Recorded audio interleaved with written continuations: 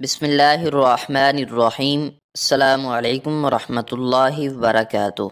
दुआ के बारे में हज़रत मोहम्मद मुस्तफ़ा सल्लल्लाहु अलैहि वसल्लम का फरमान है कि अल्लाह के नज़दीक दुआ से बढ़कर कोई चीज़ बाइज़्ज़त नहीं। दुआ अल्लाह ताला का एक पसंदीदा अमल है। मोमिन के लिए अल्लाह ताला की तरफ से दुआ एक तोहफ़ा है। हर इंसान दुनिया में मोहताज है अल्लाह का। दुआ की ताकत वही लोग जानते हैं जिनका अल्लाह की ज़ात में ईमान पुख्ता होता है, यकीन पुख्ता होता है। हम जब दुआ करते हैं तो हमारी कई सारी दुआएं कबूल नहीं होती। इसकी बहुत सारी वजूहात हैं। 3 वजूहात मैं आपके सामने बयान कर रहा हूँ। हमारी दुआ कबूल ना होने की एक वजह यह है कि दुआ मांगते हुए हम अदब का लिहाज नहीं रखते। दुआ का अदब क्या है? जो इंसान अदब नहीं करता, अदब का लिहाज नहीं रखता, उस पे करम भी नहीं होता। दुआ का अदब यह है कि हमारे अंदर तकवा हो, नेकी का जज्बा हो। तकवा क्या है? कि इंसान अल्लाह ताला से डरता रहे, उसका खौफ अपने दिल में रखे। हम अपने दिलों का हाल खूब जानते हैं। हर इंसान अपने दिल का हाल जानता है कि उसके दिल में क्या है। दुआ एक ऐसा ख़जाना, एक ऐसी ताकत है जिसका इस्तेमाल हज़रत मूसा अलैहिस्सलाम ने किया। अंबिया में तकवा सबसे ज़्यादा होता है, इसलिए उनकी दुआएं भी जल्दी कबूल होती हैं।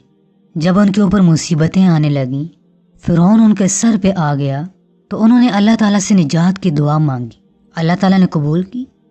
दुनिया में जितने बड़े बड़े मसाइल हल हुए हैं, उनके पीछे दुआ है। दुआ कबूल ना होने की एक और वजह यह है कि हम दुआ को हथियार नहीं समझते। फरमाया कि दुआ मोमिन का हथियार है। हम दुआ का इस्तेमाल उस वक्त करते हैं जब हमारे पास कोई और राह नहीं होती। हम हर तरफ से थक जाते हैं, तब जाके दुआ करते हैं। हालांकि होना क्या चाहिए कि सबसे पहले हम दुआ मांगें। मेरे दोस्तों और मेरी बहनों, दुआ आपके पास एक हथियार है।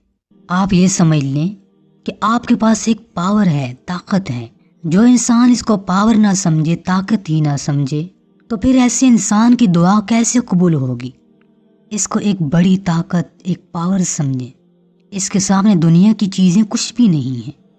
और हमारी दुआ कबूल ना होने की एक और वजह यह है कि जब हम दुआ मांग रहे होते हैं तो गफलत बहुत ज़्यादा होती है। याद रखें, अल्लाह ताला गाफिल की दुआ कबूल नहीं करता। उसे वो लोग पसंद ही नहीं जो गफलत के साथ दुआ मांगते हैं। वो तो ये चाहता है कि जब इंसान मुझसे मांगे तो पूरी तवज्जो के साथ मांगे। अगर एक गुनहगार आदमी है और आम सा गुनहगार नहीं है, बल्कि हर वक्त गुनाहों में लदा रहता है, हर वक्त गुनाह करता है, लेकिन वो भी अगर तवज्जो के साथ दुआ मांगेगा तो फ़ौरन उसकी दुआ कबूल होगी। हदीस में आता है कि अल्लाह ताला ऐसे बंदे को पसंद करता है जिसकी दुआ में खुशू व खुजू हो, गफलत ना हो, आजी हो, तवज्जो हो। आप दुनिया में किसी और से मांग कर देखें, अगर आप तवज्जो के साथ नहीं मांगेंगे तो वह इंसान भी आपको अता नहीं करेगा। एक आम सा इंसान गफलत के साथ मांगने पर अता नहीं करता।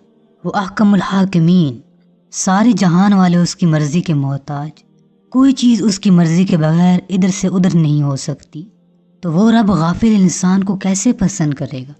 इसलिए अपनी दुआ में गाफिल मत हों।